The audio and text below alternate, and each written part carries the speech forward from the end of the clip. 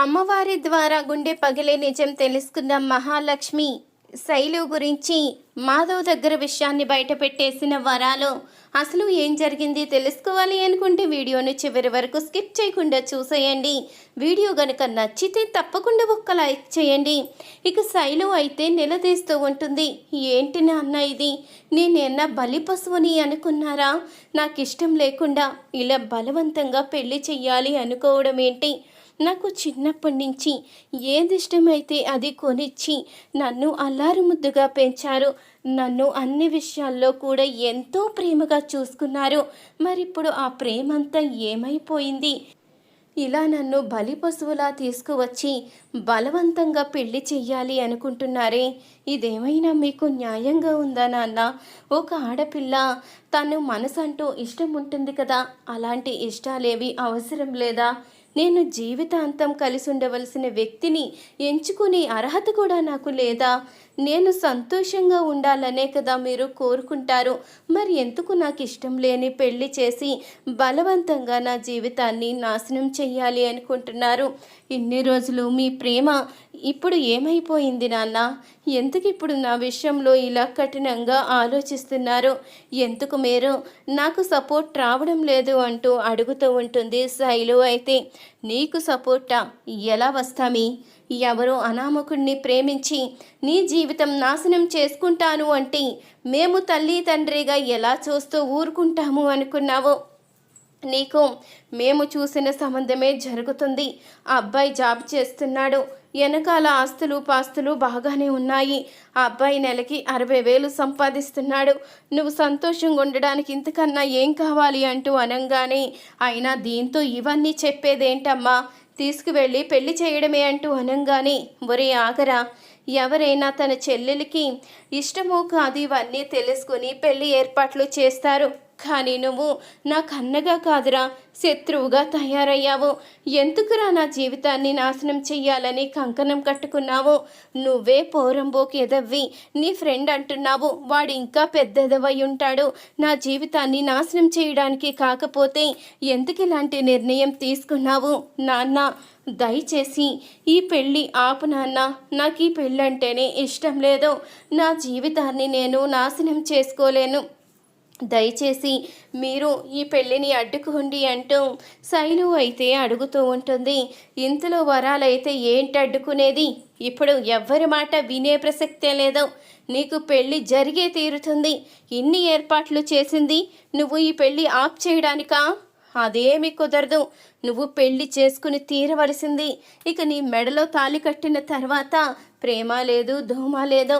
ఇక ఆ బాబుతోనే కలిసి ఉంటావు. మీ ఇద్దరి జీవితం బాగుంటుంది అంటూ ఇక చెప్తూ ఉంటుంది వరాలైతే. అప్పటికి సురేష్ అయితే, ఆయన దీంతో మాటలేంటమ్మా, ఇంకా ఆలస్యం చెయ్యకూడదు. దీనికి పెళ్లి చెయ్యాలి. దీనికి పెళ్లి చేస్తేనే మనం ఆ మెకానిక్ గారిని దూరం చెయ్యొచ్చు. లేకపోతే వాడు మన ఇంటి అల్లుడై కూర్చుంటాడు. వాడిని అల్లుడని చెప్పుకోవడానికి మనకే సిగ్గుచేటు. పద, బలవంతంగా తీసి తాళి కట్టిద్దాము అంటూ శైలునైతే బలవంతంగా పెళ్లిపీట్ల దగ్గరికి అయితే తీసుకుని వెళ్తారు. అప్పుడిక బలవంతంగా పెళ్లిపీట్ల మీద అయితే కూర్చోబెడతారు. నాకు ఈ పెళ్ళి అంటే ఇష్టం లేదు. దయచేసి నన్ను వదిలేయండి. నేను ఈ పెళ్ళి చేసుకోలేను. దయచేసి నన్ను అర్థం చేసుకో. నా మెడలో తాళి కట్టినా నువ్వంటూ ఇష్టం లేనప్పుడు నీతో ఎలా కలిసి ఉంటాను అంటూ ఇక శైలు అయితే అడుగుతూ ఉంటుంది. అప్పుడే ఇక బలవంతంగా వినిపించుకోకుండా తాళి కట్టబోతూ ఉండంగా, ఆగు, ఎందుకో ఎంత చెప్పినా నువ్వు వినిపించుకోవడం లేదో. నేను నిన్ను పెళ్లి చేసుకోలేను, ఎందుకంటే నేను ప్రెగ్నెంట్ని అంటూ ఇక చెప్తుంది శైలు అయితే. అప్పుడే ఆ మాటకి ఏం మాట్లాడుతున్నావు నువ్వు ప్రెగ్నెంట్ అవ్వడం ఏంటి? ఇప్పుడు నువ్వు ఈ విషయాన్ని దాచిపెట్టి మీ వాళ్ళు పెళ్లి చేస్తున్నారా అంటూ అనగానే, ఈ విషయం వాళ్ళకి ఎప్పుడో తెలుసు, కానీ నీకు ఆస్తిపాస్తులు ఉన్నాయని, నీకు ఉద్యోగం ఉందని పెళ్లి చేసేస్తున్నారు అంటూ అనగానే, ఏంట్రా ఇదంతా?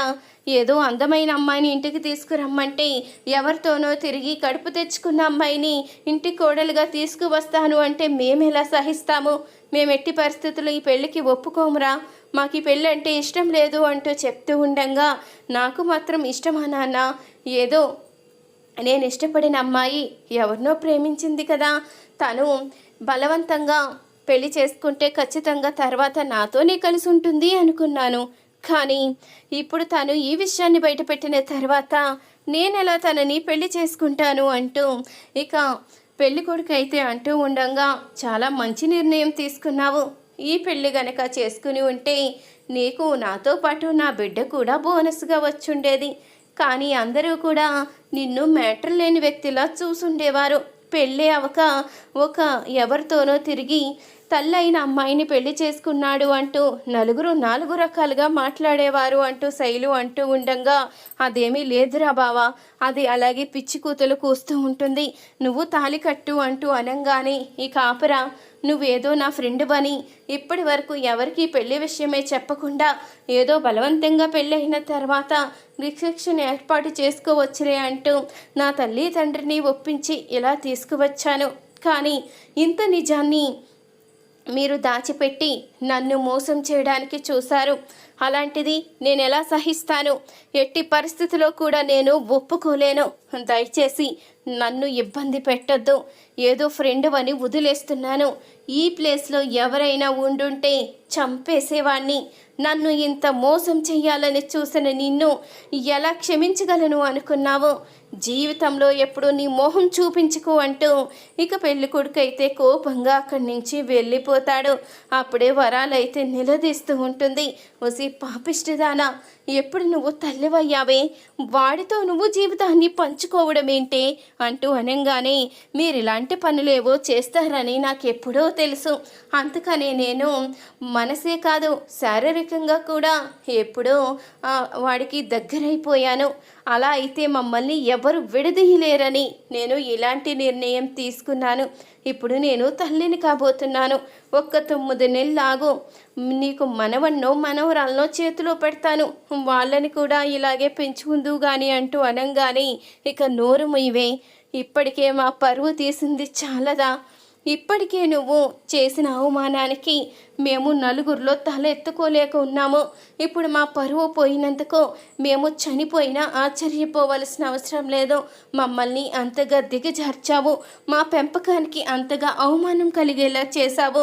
నువ్వు చేసింది మర్చిపోలేకపోతున్నాను. అయినా వాళ్ళు చెప్తూ ఉంటారు కదా, మాది గొప్ప కుటుంబం, సాంప్రదాయమైన కుటుంబం, మేము చాలా గొప్ప వాళ్ళము అని. మరి పెళ్ళికి ముందే ఒక ఆడపిల్లని తల్లిని చెయ్యకూడదన్న విషయం కూడా వాడికి తెలియలేదా అంటూ ఇక వరాలైతే నిలదీస్తూ ఉంటుంది. ఏంటమ్మా ఇదంతా? ఇన్ని రోజులు నిన్ను ఎంతో ప్రేమగా చూశాను, ఆ మాట నిజమే. కానీ పెళ్ళికి ముందే నువ్వు ఇలాంటి పనులు చేసి మా పరువు తీసేస్తావని అస్సలు అనుకోలేదమ్మా. నా కూతురు బంగారం, నా కూతురు నా పరువు నిలబెడుతుందని నేను ఎంతో గర్వంగా చెప్పుకునేవాణ్ణి. నువ్వు అడిగిన ప్రతిదీ కొనిచ్చాను. నాకు తాహత లేకపోయినా, నా సంపాదనకి మించింది నువ్వు కోరినా, నా తల తాకట్టు పెట్టైనా అది నీకు కొనివ్వాలి అనుకునేవాణ్ణి. అలాగే కొనిచ్చాను కూడా. నీకోసమే ఎన్నో అప్పులు చేశాను, కానీ ఇలా చేసావేంటి అంటూ నిలదీస్తూ ఉంటాడు శైలు తండ్రి. ఇది ఇలా చేయకి ఇంకెలా చేస్తుంది? నేను ముందు నుంచి మీకు చెప్తూనే ఉన్నాను, దీన్ని నెత్తిన పెట్టుకోకండి.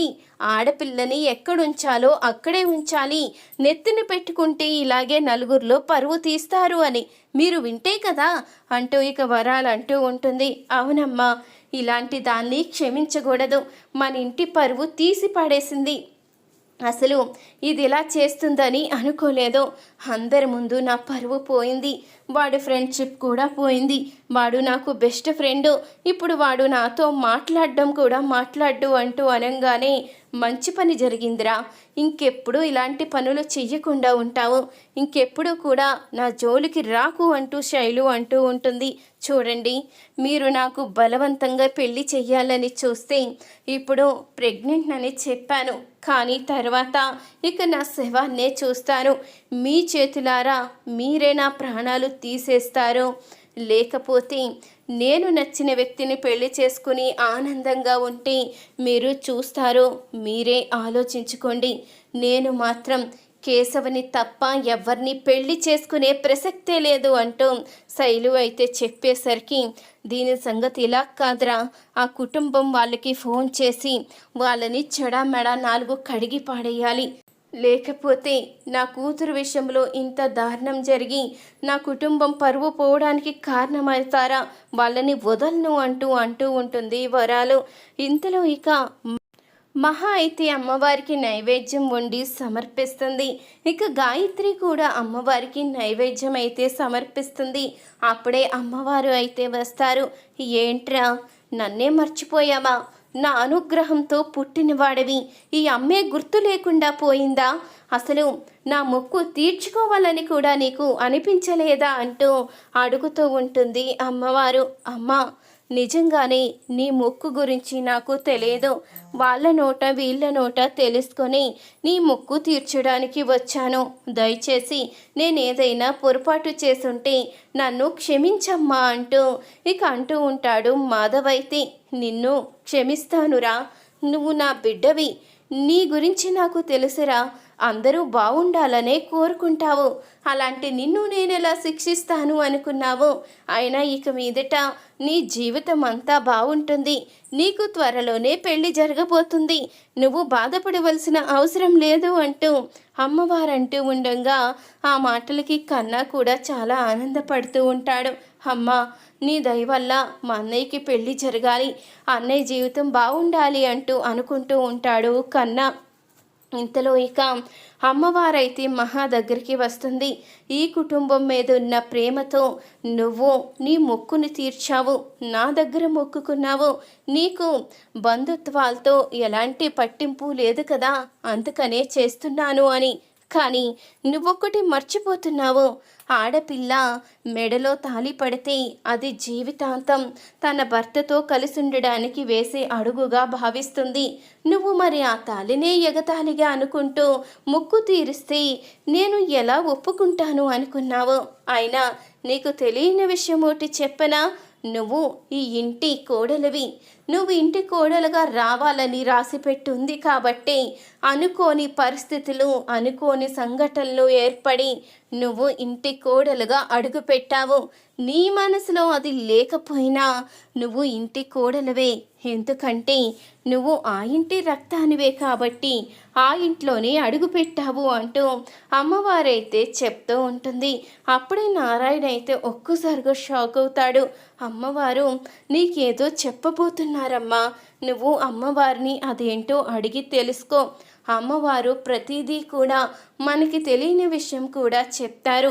మనమే ఇప్పుడు అమ్మవారిని అడిగి అన్నీ తెలుసుకుంటే ఖచ్చితంగా మన జీవితంలో ఏది జరగబోతుందో అన్నీ కూడా అమ్మవారే చెప్తారు అంటూ నారాయణ అంటూ ఉండగా, ఏంటి అసలు ఏం జరుగుతుంది సుపుత్ర?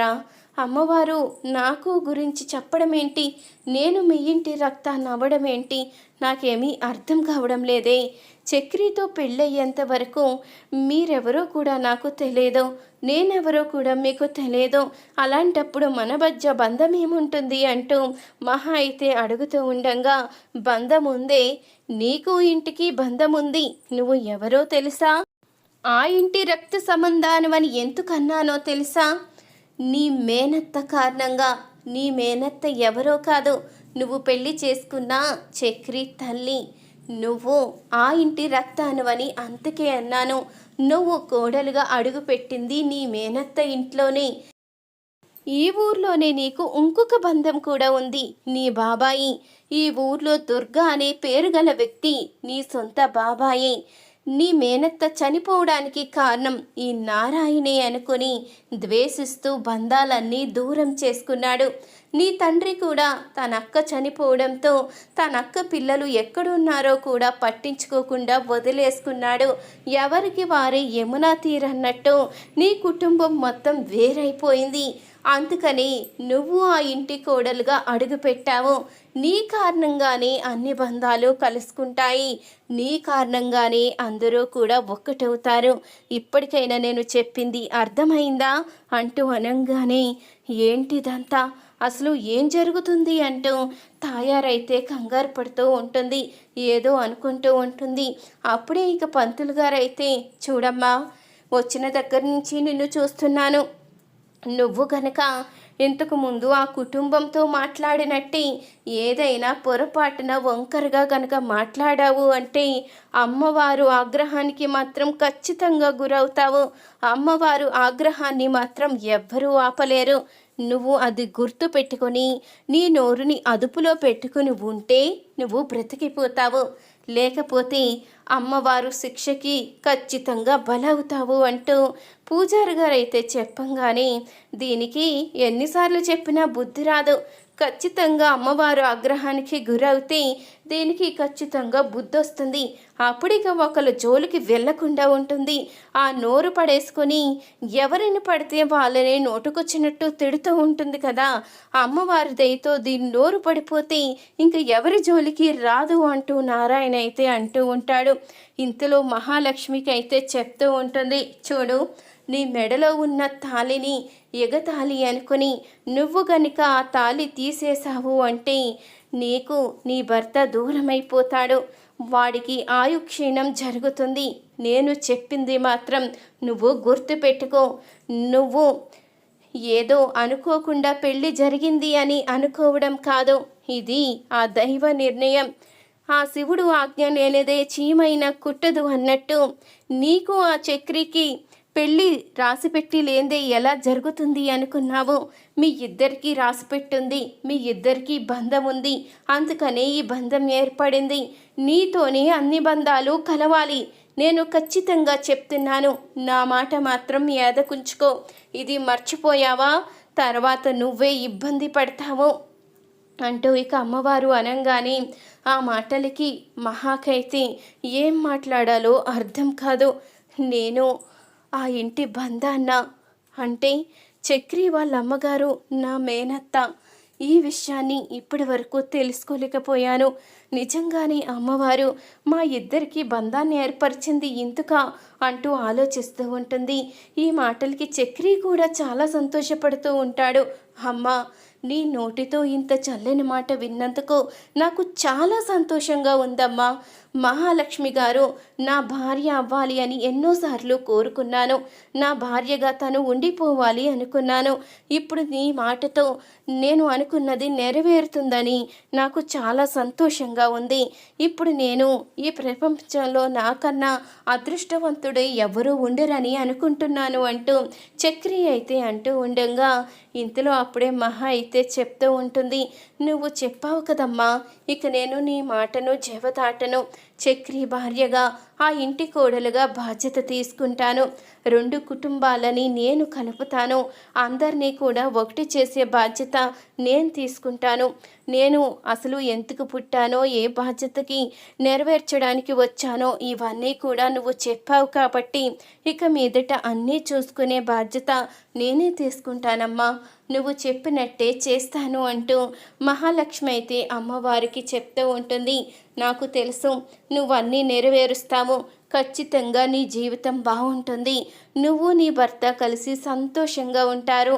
మీకు ఎలాంటి ఇబ్బంది ఉండదు అంటూ అమ్మవారైతే చెప్పంగానే ఇక మహాలక్ష్మి అయితే ఆనందపడుతూ ఉంటుంది.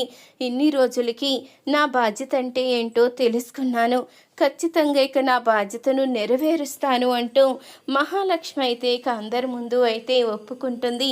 ఇక అందరూ సంతోషపడుతూ ఉంటారు. ఇంతలో మాధవకైతే వరాలైతే ఫోన్ చేస్తుంది. ఏంటయ్యా పెద్ద మనిషి, కుటుంబాన్ని ఎంతో చక్కగా పద్ధతిగా పెంచాను అన్నావు కదా, నీ తమ్ముళ్ళు నీ మాట జవదాటరు అని, వాళ్ళు నీ వెనకాల తిరిగే లక్ష్మణుళ్ళని ఎంతో గొప్పగా విర్రవీగావు కదా. నువ్వొక శ్రీరాముడు, వాళ్ళొక లక్ష్మణులు.